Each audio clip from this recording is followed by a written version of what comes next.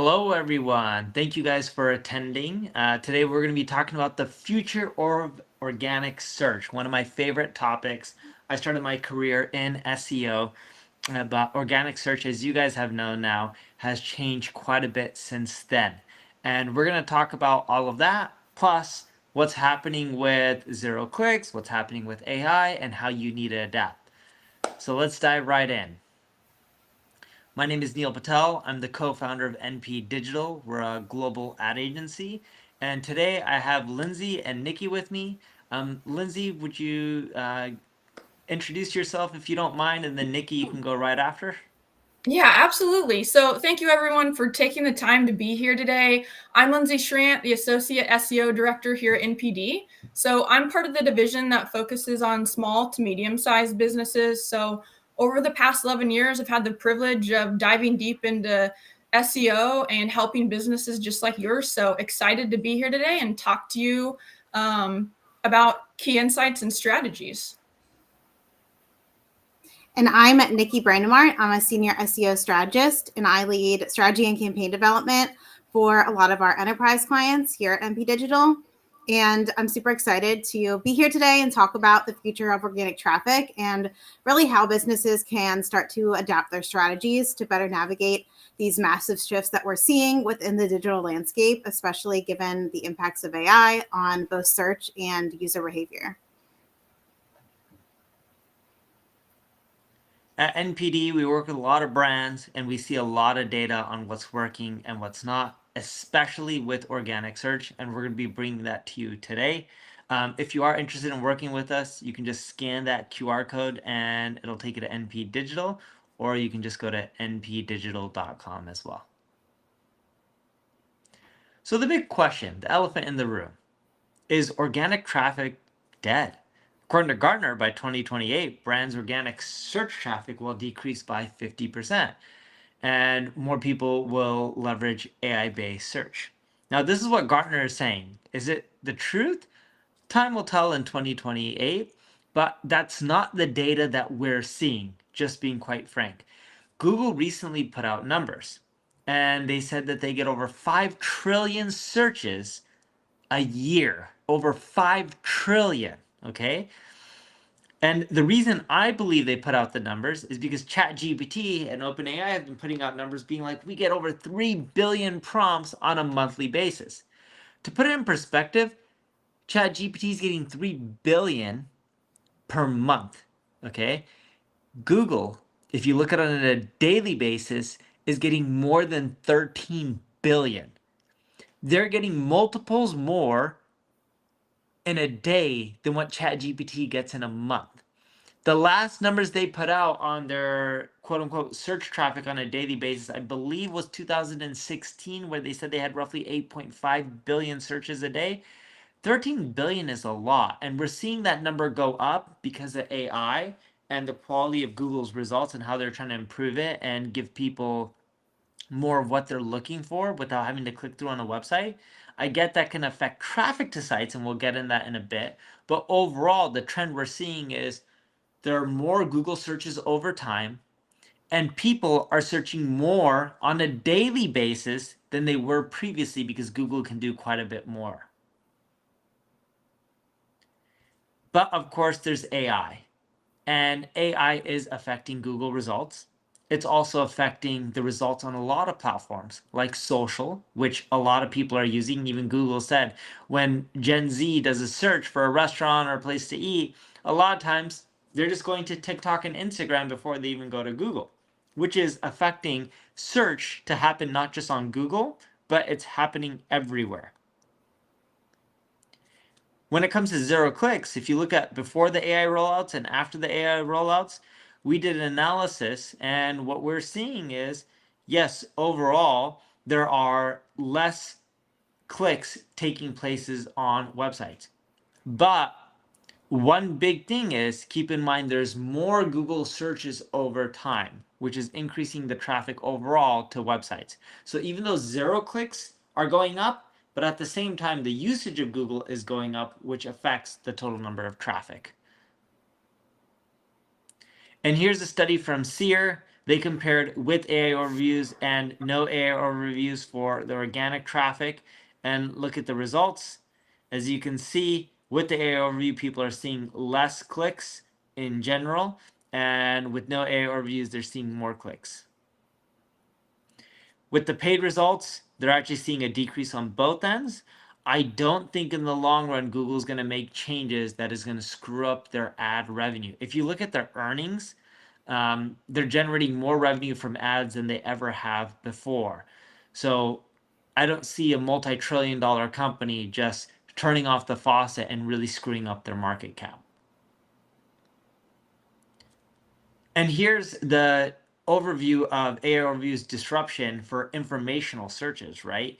If you look at it, it's mainly for informational-based searches. With informational-based searches, there's not really as much monetization opportunity as, let's say, commercial or transactional or navigational. And when you look at commercial and transactional, there's not as many AI overviews that are showing up. It's mainly happening on informational keywords.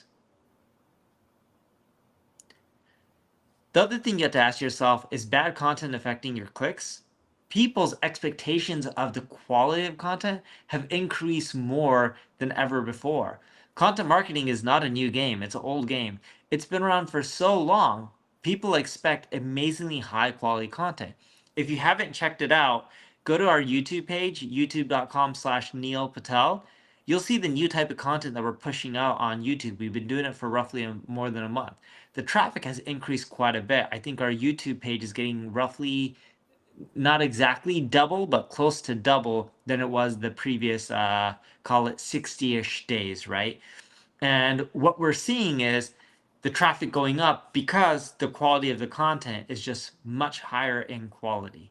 And that's what people are expecting. If your content quality isn't not just average or above average, but amazing, you're not going to do well. Search Engine Journal released a number a while ago. I believe the number was either 4.6 or 4.8 billion. It was one or the other. That's the number of pieces of content that are being created on a daily basis.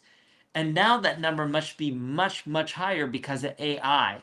And because of that, you think about it. Let's say there's 5.5 or 6 billion pieces a day. Well, people are getting bombarded with information. They expect the quality to be amazing. But SEO isn't a zero-sum game. It's not just Google. There's ChatGPT, there's Perplexity. There's ways to get visitors from a lot of platforms. There's even ways to get visitors from YouTube, which is one of the most popular search engines, or Instagram, or TikTok, right? All these platforms can drive visitors to you. You'd be like, in TikTok, what are they going to do? Click the bio link? Sure, but that's something. There's different ways to get traffic. And not all traffic is qualified or equal. The reason I say that is if you look at ChatGPT, a lot of people are using ChatGPT for quote unquote unknown purposes. And it's for just a lot of random tasks, or it's for computations or things that are not related to what they would typically use Google for. So although there's a lot of usage on ChatGPT, we're seeing the usage be for different things versus quote unquote traditional search, even though they have Search GPT. And what about social search? It's up and coming. It's extremely popular. When you look at what consumers are using TikTok as a search engine for, a lot of it's for things like recipes, music, fashion advice. If you're a company like Chanel or Louis Vuitton, if someone types in handbags, you'd want to show up because it's branding, and that can cause indirect conversions. Social search is going through the roof, and especially with them turning into discovery networks where they're showcasing new products that you can just buy or tools that you can end up buying, you're going to start seeing search on social media really increase at a rapid pace, especially because they've drastically increased the quality of their search results. But Google still remains dominant when it comes to people looking for information online. It is the #1 player out there by far. The #2 player for people looking for information is YouTube, which is owned by Google. I know there's also Baidu, but if you look at Baidu and their market cap, it's a fraction of what Google's is. So is their revenue. it hasn't really taken off like the way Google has taken off. And what we're seeing, this was an analysis that we did with over 35,000 websites. We need to release the data for 2024 in this chart as well. We're seeing growth in overall traffic. We're not seeing declines yet. Again, there are more zero clicks, but because the number of people using Google is much higher than the increase in zero clicks, we're still seeing more traffic to websites than ever before. And this has been consistent before even AI. So what does this mean for you? You don't necessarily have to optimize for traffic. I used to optimize for traffic. And what I found was traffic doesn't mean everything. You should focus on revenue. And I have a great slide that showcases this either in a bit or towards the end. But our overall traffic for Neil Patel has gone down, and it's been intentional. Because a lot of the keywords like how to get more Instagram followers would never relate to someone coming to our website and paying our ad agency a multi-million-dollar contract. So we stopped focusing on keywords that drive traffic, and we started focusing on keywords that drive revenue. And here's actually the slide. As you can see, even though the traffic's gone down a bit, our revenue's gone up over 3x. Why? Because we stopped trying to rank on Google for terms like Discord. Literally, we used to rank on Google really high for the term Discord. What did it do? It drove traffic and zero revenue. We started focusing more on the keywords that are driving enterprise clients for us, as well as SMB clients for us. So how do you make this work for any business? Because if you look at our model, it's all about getting the right type of traffic, even when you're counteracting all these things, and growing your revenue. Awesome. Thank you, Neil. So let's start out with a really powerful statistic in that 44% of all Google searches in 2024 were branded. So it's a clear indicator of the importance of brand recognition in today's digital world. What does this tell us? It means that people are looking for solutions. They're increasingly searching for a specific brand they trust. So building a stronger brand is no longer a nice to have. It's very important for organic traffic success. So we need to shift our focus towards creating a brand that resonates, builds loyalty, and is something that people are actively searching for, because strengthening your brand directly translates into increased organic traffic, and it's your first line of defense in this ever-changing algorithm. So now let's talk about a growing challenge. So the rise of third-party content. We're seeing a significant shift in Google search results with this user-generated content from platforms like Reddit, and they're gaining really prominent positions. So we see that Google is increasing the value in these community-given discussions. So even if you have a really well-optimized website, a Reddit thread can't outrank your content. So this presents a challenge and an opportunity. The challenge is that you're competing with this user-generated content that sometimes for users, it can almost seem more real because they're hearing from other people, right? The opportunity is that you can leverage these platforms to have some control over that sentiment or narrative about your brand. So in that sentiment of controlling your brand image, one of those aspects is customer reviews. So in today's world, negative reviews can impact the brand's reputation and then in turn impact organic traffic. So the first thing is really simple, right? We need to respond to these negative reviews. So if negative reviews are left unanswered, it can project maybe a lack of that company caring, and it can deter potential customers more than that original complaint. But on the flip side, if you are responding to reviews, it's showing active listening, that you have a commitment to feedback, and you could even take that negative review in some cases and turn it into a positive experience for that customer and even potential customers. Next, we need to counter negative reviews. So you can counter negative reviews by publishing positive reviews directly on your website. So you could have a page that's fully dedicated to customer reviews. I also highly recommend adding reviews to your service and product pages, and adding reviews that are directly for that service or product. So this can help build your social proof and build trust with potential customers. Next, just ask for reviews from happy customers on third parties. So create a really simple process to asking for reviews, making it easy for them. Next, we'll move on to owning your narrative. So ultimately, what I'm talking about here is owning your brand's narrative. This means that you're controlling the information that appears when people are searching for your brand. So step one, rank for your branded keywords. So this establishes you as that authority and ensures your website is that primary source of information.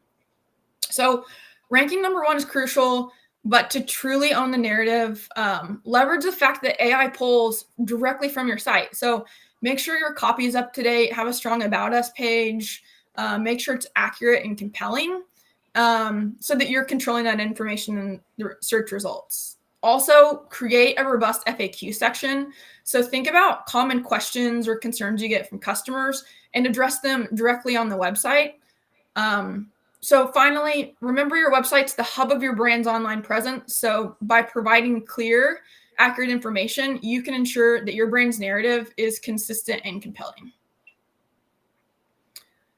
Next, let's shift our focus to engaging your audience outside of your website, right? So building a community and engaging with your audience. So we're moving beyond simply just broadcasting information, and we're entering an era where brands build meaningful relationships with their audiences. So some ways that you can do this: newsletters or a direct line to your audience's inbox. They provide a space for you to provide content and nurture relationships. So think of them as a personalized confirmation, not just a promotional marketing blast of information. Next, private communities. So these are spaces, whether on platforms like Slack or Discord, where you can have your own proprietary platform and you can foster that sense of belonging and engagement with your community. And it's a place for your loyal customers to connect, and you can also get some great feedback out of it. And then brand-led content hubs. So these are dedicated spaces on your site or even a separate platform where you create valuable content that speaks directly to your audience. So think of things like blog posts, videos, podcasts, or even interactive tools. So by implementing these strategies, you're building an audience and a community, and you're creating a space where people feel valued, connected, and engaged with your brand. And now let's dive into the core of organic traffic, right? Your keyword strategy. So on average, 69% of clicks go to the top 5 organic search results. So that's a massive concentration of traffic. So that means ranking outside the top 5 can impact your visibility and your traffic potential. So it's crucial to prioritize keywords with high potential and develop a strategy to make sure you're climbing in the rankings and earning that traffic. So some things to think about with your keyword strategy is how search behavior is evolving. So users are getting increasingly specific with their queries. Long tail keywords, those longer, more descriptive phrases now make up 70% of all search traffic. So it means that relying on the broad generic keywords is no longer effective.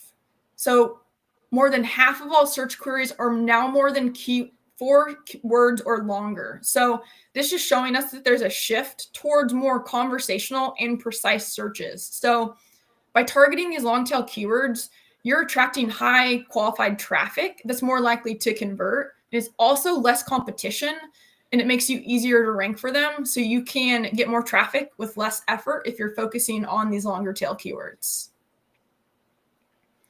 So with the rise of voice search and advancements in natural language processing, users are asking more questions in a conversation, right? Like we're seeing keywords go 4 or greater.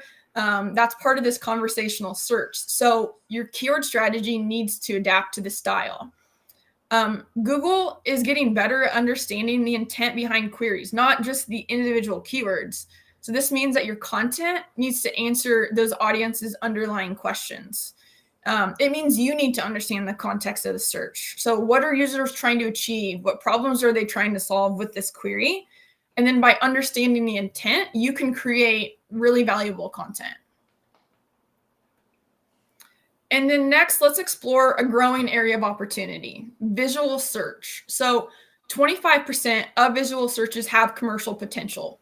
This means people are using visual search to find and purchase products. So platforms like Google Lens are making it easier for users to discover products through visual search. So it's a game changer for e-commerce. And what does this mean for you? So this means your product images need to be optimized for visual search. And you can do this by making sure that you have high quality images, descriptive alt text, and that your product pages are appealing. And Google Lens is one of those opportunities that's just so underlooked or underleveraged. And most people don't consider it. They don't look at it as businesses. There's just so much revenue potential, and you should consider leveraging Google Lens. From a lot of the data that we've seen, it's one of the fastest growing segments of Google that no one really talks about as a marketer. It's not sexy or anything like that, but it's transactional. And we showcased this earlier on the searches on Google. Very small portion of them are actually transactional searches. Most searches are informational. They're not, someone ready to buy. A lot of the Google Lens searches, percentage-wise, are much more transactional. Hence, you should really start optimizing for it because they're pushing it and it's going to become more and more popular. Just wait a few more years and people are like, oh, we should optimize for this years ago.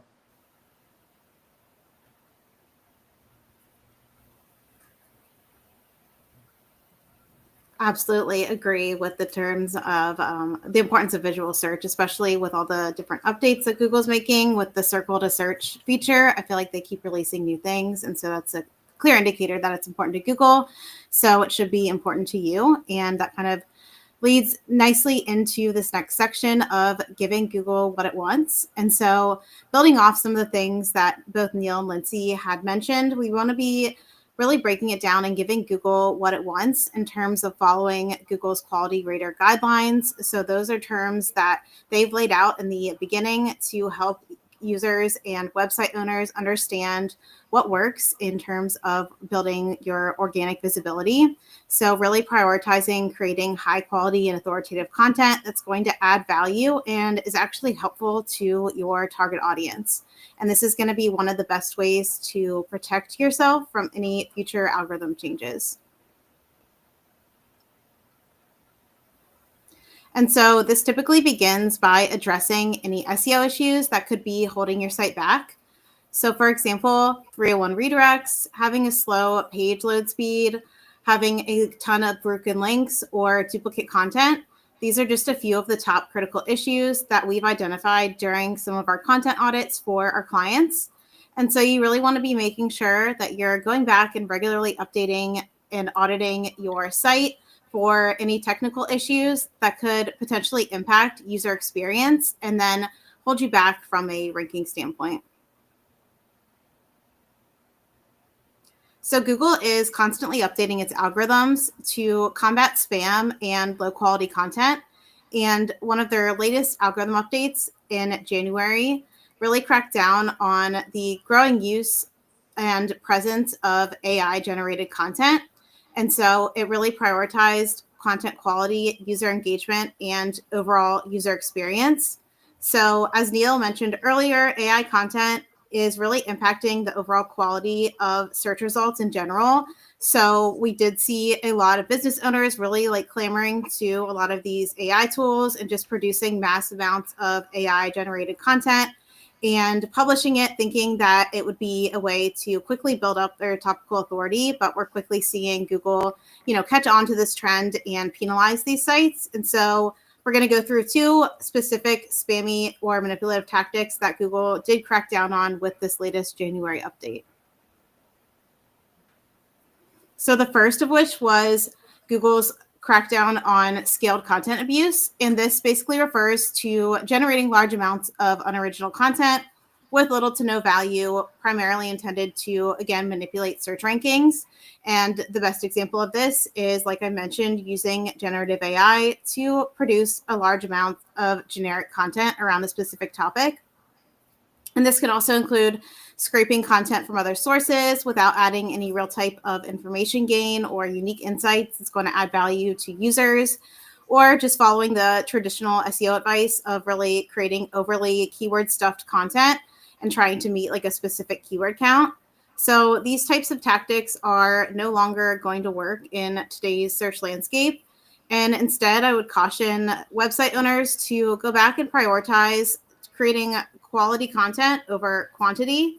So really going back and looking at if you have a lot of existing pages, really pruning your content or auditing your existing content and looking for opportunities to refresh that content with new insights, rather than just essentially chasing the next big keyword trend or creating another generic form of content where you can easily get an answer in AI overviews for that specific search query. Or if you see a wealth of content created around a certain subject, it gives you less room to compete if you're not going to add anything new or anything unique. Another tactic to avoid is this concept of expired domain abuse, which is essentially purchasing an expired domain that has pre-built authority and then using it to host your content in order to hack your way basically to the top of search results. And this is considered spammy because oftentimes that content that's posted on these expired domains does fall outside of the topic area or industry that previous site operated in. So for example, this would be like hosting affiliate content on a former government site or posting gambling content on a former elementary school site. So while I can see the kind of logic here in kind of leveraging the authority of another domain to like boost up your content in terms of rankings, it's definitely something that's been taken to the extreme and actually can actually end up eroding the trust within your brand and within your website and result in a lot of manual actions or removal of your site from Google altogether. So instead, I would advise website owners to really build your domain authority organically over time by building up high quality and relevant content and links. So while this is going to be kind of more of a long-term play, it's definitely more beneficial in the long term than kind of this quick hack and really trying to manipulate rankings and hack your way to the top of search results, essentially. So instead of trying to kind of game the system with some of the manipulative tactics that we just covered, we want to be focusing on creating high quality, original, and people first content that's going to, again, add value and really demonstrate authority to Google, because this is what is prioritized both within organic results and within these AI search tools that we're seeing pop up now more than ever. And so one of the most crucial concepts here is EEAT, which essentially stands for experience, expertise, authoritativeness, and trust. And these are the signals that Google uses within its quality rater guidelines to determine the helpfulness of your content. And it even is used to evaluate your content creators and your website as a whole. So one thing that's important to call out here is that these are signals. They're not essentially ranking factors. However, strengthening these signals has been shown to boost rankings. So for example, things like citing proprietary data, creating in-depth content, and increasing your brand mentions are all things that are going to help differentiate your website and boost your overall visibility and credibility within search results. So diving into each of these concepts in a little bit more detail, when we're talking about demonstrating expertise, we're basically referring to the extent to which your author or your brand is knowledgeable and has skills within your given subject or topic area. And you can demonstrate expertise by infusing your content with quotes from subject matter experts, collaborating and getting referenced by thought leaders across the industry, and really positioning your authors as experts in their field. And one of the ways that you can do this is by including detailed author bios that include information around that author's education and experience in your given field. And I will say that this is especially important when you're thinking about creating content that refers to anything around medical or like financial queries, because in those cases, users really need to trust the advice that they're given, and they need to be able to validate that the advice they're seeing is from an actual expert, So for example, if I'm kind of trying to search for maybe symptoms of cancer or something that's very, critical to my health and wellness, I want to be sure that the content and the responses that I'm getting are going to be well quality. And this does have legal implications for Google too. If they were to get these responses wrong, I think we saw a little bit of this with the initial rollout of AI overviews, where Google was getting some of those health queries drastically wrong, and then it caused them to do like a massive rollback. So definitely very important to consider for those kind of YMYL niches. Next is experience. So experience is referring to the extent to which your content creator has firsthand or real world experience with the topic that they're writing about. And so to showcase your experience, try writing from a first person perspective and incorporating real stories and or screenshots that show, again, that you have experienced some of the things that you're talking about. And I will say that this is one of the areas where AI cannot yet replicate these kind of like lived human experiences. So definitely something to lean into as we see this growing trend of AI, capturing a lot of organic visibility. And one of the best examples that I've seen of experience and how, AI can't yet replicate this is if I was to say a travel blogger, I could post pictures and be blogging about my experiences, maybe on different hiking trails in a certain location that I visited or something like that. So AI can't actually go out into the real world and do these things. And so really leaning on your in-house experts to kind of create content, or even infusing their quotes within your content, can give you that kind of unique edge against the competition. And one thing to know with experience is you don't have to be an expert to share your experience. A great example of this is, and this is a terrible example, so I hope this never happens to anyone. If someone has cancer and they break down what it feels like to have chemo, that's experience. That's very different from a doctor talking about how chemotherapy works. You have people searching on both ends who are patients who are interested in learning what it's like to go through chemo, and you have doctors talking about the medical side of chemotherapy, right? So Google does rank content with experience because it provides a very unique perspective. A piece of content doesn't have to have all of those elements. Having some of those elements drastically can help. Definitely. And I think that kind of was why we saw the rise in those user-generated content platforms like Reddit and search results, because Google is trying to show more of that experience. So when we talk about authoritativeness, we're really referring to your overall credibility and reputation within your given niche. And so you can establish authority by securing authoritative backlinks and getting mentions across the web and within news and industry publications. So, for example, if you were to type in any kind of like finance related query, you would probably expect to see NerdWallet or Bankrate ranking on page 1. So this kind of signals to you that those are authorities within that specific industry. And this is because they've taken time to increase their authority over time by consistently producing high quality content and acquiring relevant links and citations. So again, this is more of a longer term play, but it definitely goes a long way when we're thinking about how we can gain visibility within AI and AI overviews. And certainly brand authority is something that is beginning to play a bigger role in 2025. And then finally, trust is basically referring to the degree to which you're honest, transparent, and reliable in the way that you're presenting information to users and search engines. And this also includes maintaining a consistent brand voice wherever your site is positioned online.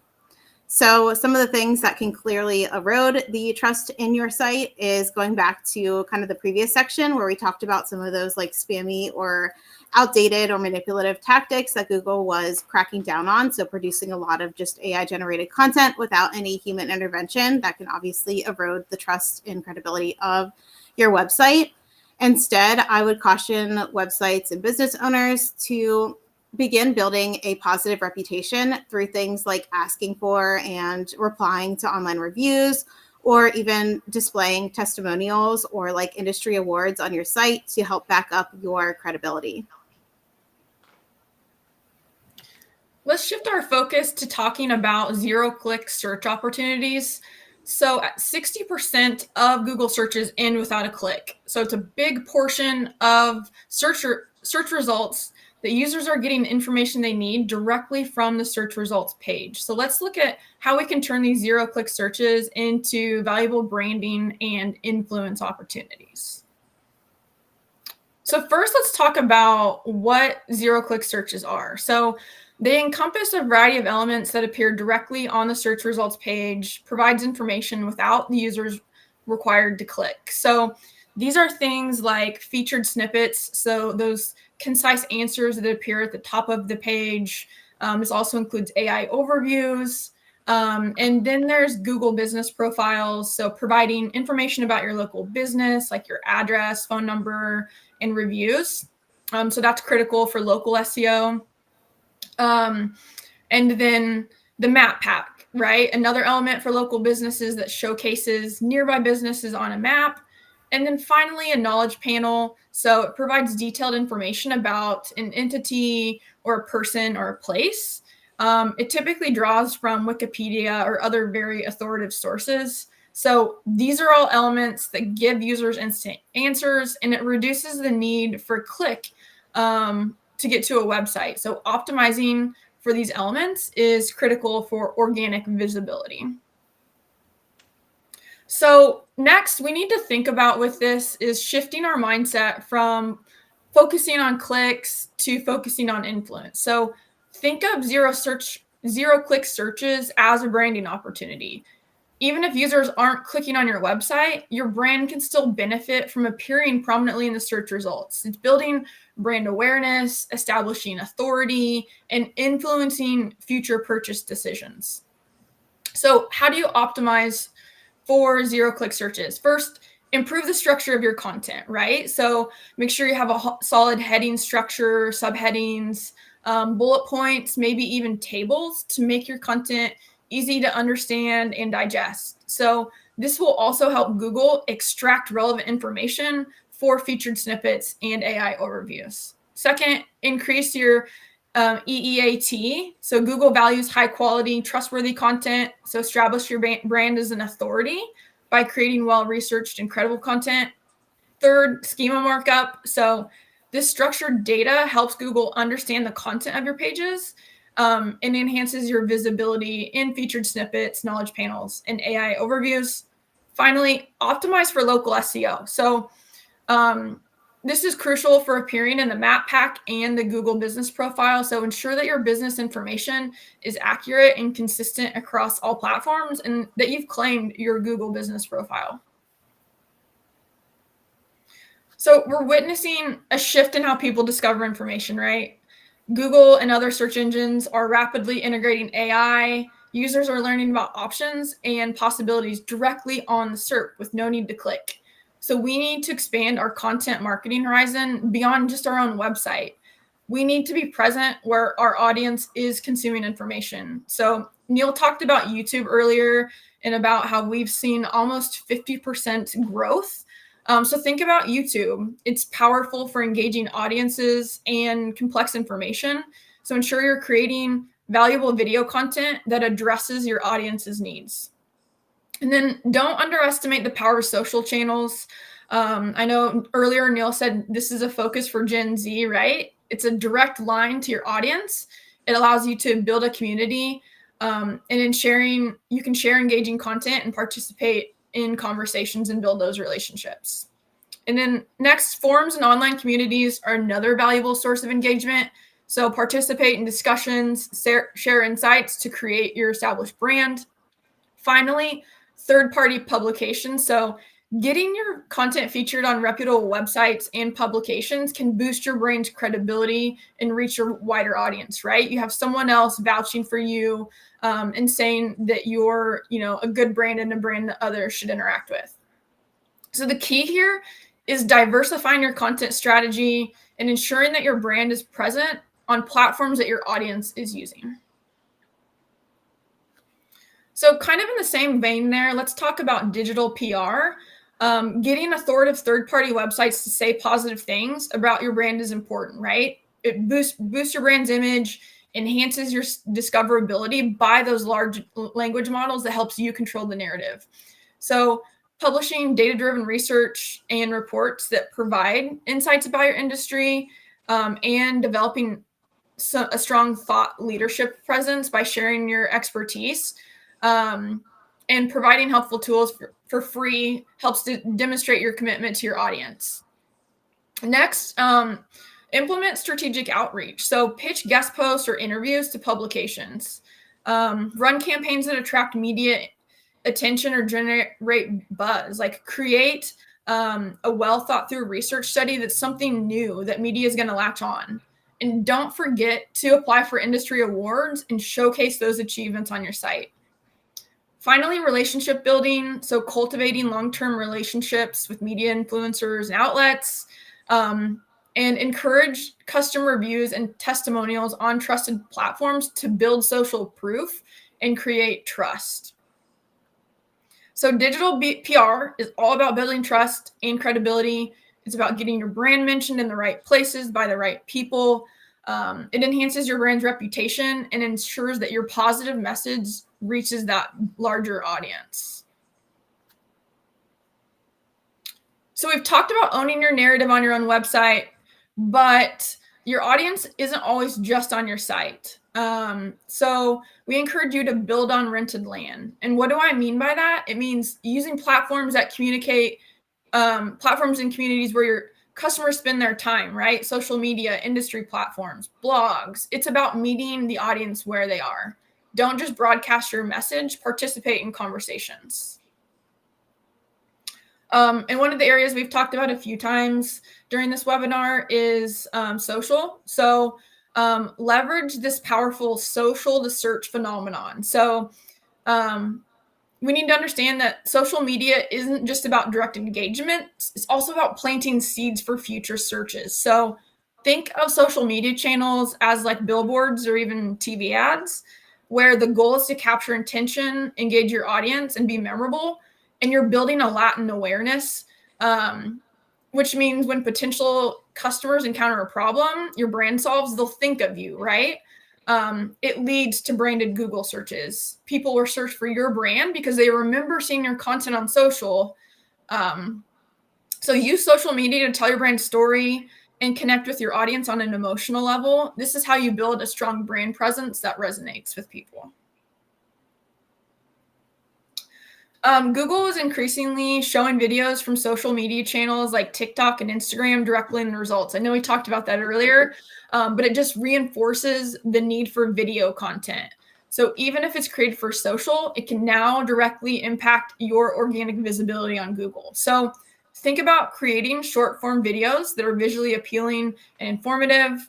And these videos are perfect for capturing attention and conveying messages. And then next, finally, think about Pinterest. So a lot of people think about it as like a recipe or a home decor source, but it's much more than that. It had 522 million active users in 2024, and that includes key decision makers and business owners. So what types of content should you think about pinning? Infographics are a great way to visually display data or information. High quality visuals are great for capturing attention. Think about how-to guides to demonstrate your expertise. And even idea pins allow you to create engaging multi-page content and quotes for inspiration. So think about creating content that addresses the needs of your B2B audience. Think about industry trends, best practices, case studies. So this is a place to capture users at the beginning of their buying journey, where they're seeking that inspiration and they're in that idea phase. And for B2B, we've tested quite a bit of ads on Pinterest. It works really well. Most B2B companies don't leverage it. It doesn't drive the volume, just being super transparent, but it is a great source for small amount of ad spend for B2B. Conversions are pretty good. Yeah, so kind of continuing on this conversation, let's talk about some of the ways that you can expand your reach beyond Google by optimizing for discoverability across multiple platforms. And again, this is more important now than ever before because we are seeing search happen everywhere. So making sure that your content is discoverable across all of the different platforms that your audience is using.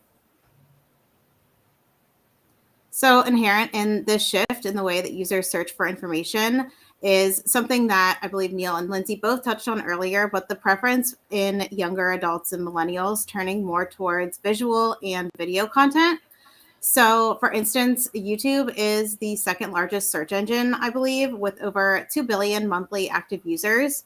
And so we're seeing Google prioritize this video content directly within Google search. And so we should be making sure that Google can find and understand your videos in order to boost discoverability. And some of the ways that we can do this include optimizing the way that that content is hosted on your site by creating dedicated watch pages and using supported file types and providing high quality and engaging thumbnails. And then ensuring that your metadata is optimized by incorporating relevant keywords into your titles and descriptions. And also always a best practice to include transcripts and or captions in order to enhance your discoverability and accessibility of that video content. So another opportunity to boost cross-channel discoverability is really leaning into this concept of adapting a social-first approach.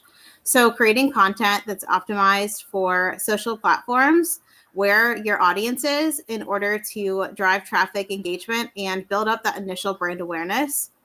So I would encourage business owners and website owners to experiment with different content formats across these different social sites. So things like short form videos, stories, or live streams can help to cater to the different learning preferences of your audience. And also really paying attention to what's trending across these different social platforms and trying to incorporate these keywords within your captions or hashtags, or even getting ideas for new content by looking at the different trends across social media. And then understanding what type of content works best across different social networks. So something that works well on one platform isn't necessarily going to translate to the same engagement rate on a different platform. So for example, short form videos work very well on TikTok and Instagram, but not so much on Facebook or LinkedIn, again, because that's kind of a different audience.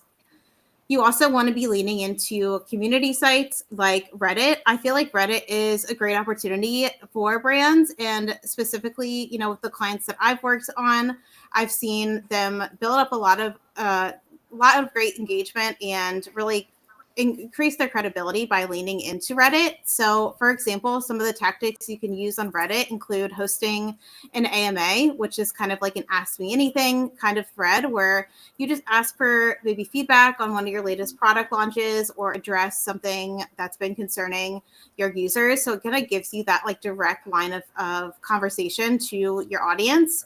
Something else that I feel like is very beneficial on Reddit is just asking your community for feedback or recommendations on new kinds of features they would love to see in your product. This is something that one of my clients has leaned into, and I've seen it really enhance just the credibility and the overall feel and sentiment of conversations around their brand, because that helps users, again, feel more connected to you. It helps them feel like their feedback is heard.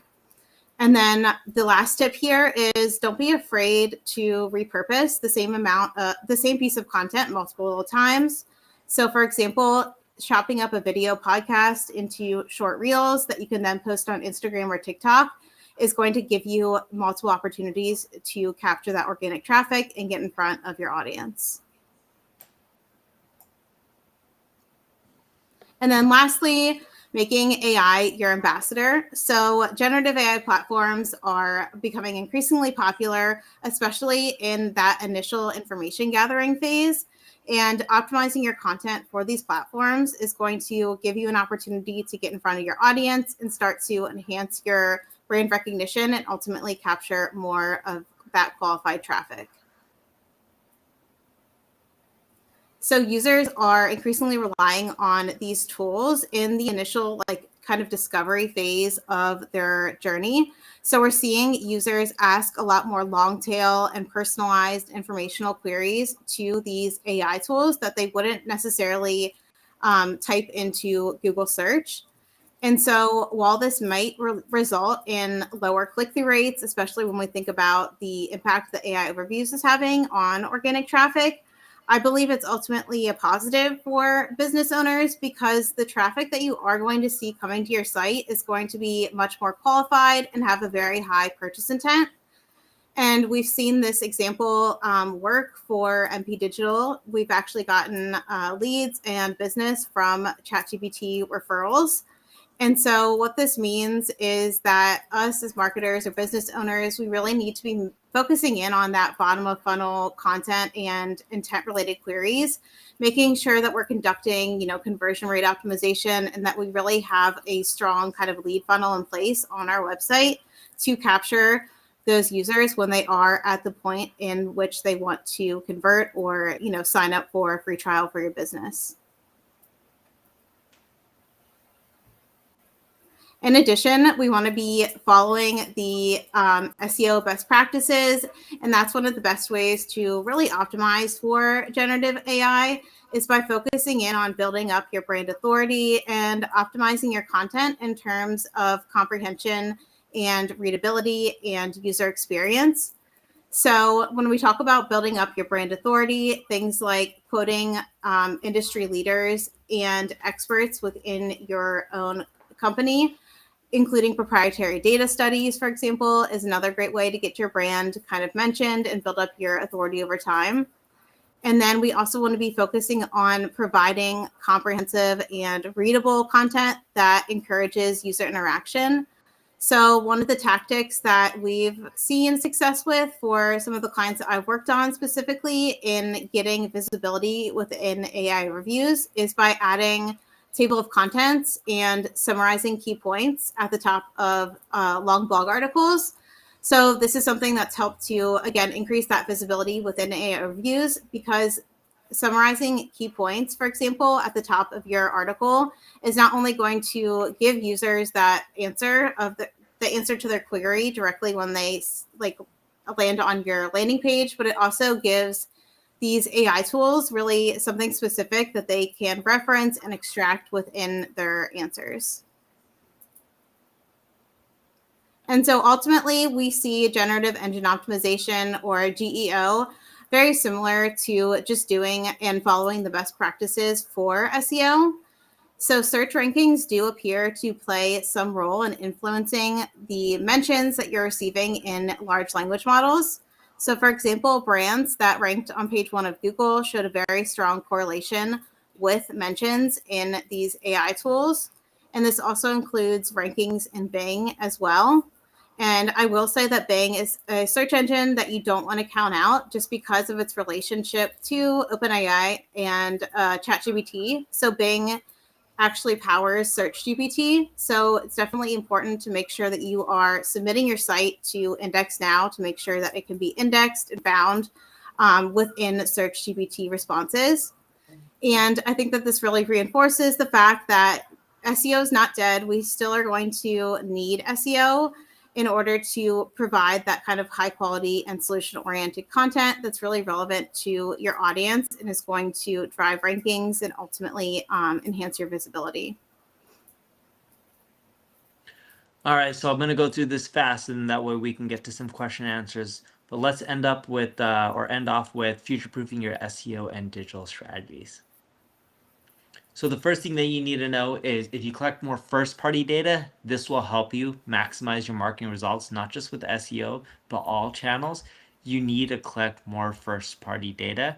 And by doing that, what you'll find is you'll be able to fine-tune your marketing much more than just relying on third-party data. The easiest way to do this is offer value in exchange of data. Then, of course, you want to use a CDP, also stands for Customer Data Platform. And then you want to follow up more with email and SMS. SMS has a much higher open rate and click rate, but it has a much higher unsubscribe rate as well. So just keep that in mind when you're using SMS to communicate. Out of all the channels that we looked at, if you're looking for lead generation and collecting first-party data, tools and calculators work extremely well. Quizzes work next. And then there's a lot of options from there, but it's harder to collect data from anything other than quizzes, surveys, and tools and calculators. The other stuff does work, just not as well. When you have that data, make sure you're leveraging your email list and communicating directly with your customers. If you're not, you're missing out on tons of revenue. There was a guy I met at a conference one time named John Reese. He used to have a site called income.com, and he did so well. He had a fish tank in his house, and the fish tank was so big that people would scuba dive in to clean his fish tank. And I remember him saying, and I was much younger at the time, I was like, what's the key to your marketing success? He says, my ATM. I'm like, what? He says, yeah, my email list. I'm like, I thought you just said ATM. He said, no, my email list is my ATM. Every time I want money, I just send out an email blast. And of course, I know we mainly discuss organic. You also want to invest in paid. It works well for both search and social. There's many use cases for them. I won't go through all of them, but paid does well too. It's not about SEO. It's not about paid. It's leveraging all channels that are profitable. When you combine both, that's when you'll see full funnel growth. And make sure you make every website visitor count, whether it's paid or organic. Focus on the experience. Don't just focus on getting traffic. Focus on things like conversion optimization. You can use tools like Crazy to see how people interact to maximize your conversions as well. And through CRO, here are the steps. But through tools like Crazy, it'll show you where people engage, where they don't, where they get stuck. And then with their WYSIWYG editor, you can click some buttons and literally run A/B tests. And I also want you to start thinking about multi-touch attribution in today's world. A lot of the content that you're going to rank for on Google is going to be things like video content, which is your brand out there, which in the long term will generate sales as well. Now, if you need help with your marketing, you can scan that badge and take you to NP Digital, or you can just go to npdigital.com. And let's get into some Q&A. Our next webinar is on social media secrets, and you can join that as well. Good stuff, everyone. Tons of very positive comments and lots of really good questions. Here's one that popped up multiple times from a few different people. What are the top 3 characteristics of amazing quality content? I think there might be 4 characteristics, one for E, another for E, another for A, and another for T, but that's just me. Anyone want to take a stab at addressing the top 3 characteristics of amazing quality content? I'll give you one. Make your content unique. Too many people create regurgitated content. People are tired of reading the same stuff over and over again. Make it on something new and fresh, and you'll get readers, people liking, sharing, linking, etc. Yeah, I'll add to that and say relevancy, right? Making sure that you're answering, what the user's after, and you're speaking to your target audience. So providing that value through relevancy. And maybe I can get the third one in here, but I would say focusing on driving engagement and providing a positive overall user experience. So inserting things like videos or images within your content is going to enhance your or whatever message you're trying to send, because a lot of users do rely on that kind of visual stuff to break down complex topics. Great responses. Couple in here about reviews. About reviews on third-party sites, I prefer Google Business. Many businesses prefer Trustpilot or even Clutch. Any thoughts on which one to focus on? I mean, I guess if we're talking about Google, then maybe you start there. But any thoughts on that question in particular? Yeah, I'd say 100% lean into Google, right? This is going to help you with local search and appearing in that local 3-pack and even in the search results. So definitely lean into Google Business Profiles. Outside of that, I would say figure out where your audience is leaving reviews and researching, prospective businesses. It's kind of more based on your audience outside of Google Business Profiles. Yep. Lindsay, while we have you, there were some questions about FAQs. So FAQs really matter. Thumbs up. Can FAQs help to get you that position 0, or the sort of 0-click search that we've been talking about? Yeah, 100%, because we are seeing most of those are informational. A lot of FAQs are more informational in nature. So yeah, make sure if you're using FAQs, you're directly answering your questions, you're implementing schema, and yeah, you're just writing quality content that has a nice, concise answer, and that's going to help you show up for that position 0 AI overview or featured snippet. Awesome. Let's see here. This was a good one. Didn't think about this one. So maybe Neil, do these new search criteria impact classical demand home services, do you think? Like plumbing, HVAC, et cetera, all the things that we're talking about? I mean, certainly reviews do and some of this other stuff, but do you Yes. think that it matters like across the board? Yes, I do. And it's impacting all industries, not just home services. But yes, all this stuff is important no matter what sector or service you're in. Maybe it's Last, not as important for certain sectors, but it does impact all of them pretty much from what we're seeing. yeah, last The degree one, just because varies. Go for it. last one, Nikki. So we have a process for this, but I'm going to let you answer it. Can old residing content on a website from, let's say, 2021 or 2022, which doesn't really rank at all anymore, have an adverse effect on overall website SEO in future rankings of current high quality content? We got a process for this, the 6R process. I don't know if you've got any thoughts on how to best address that question.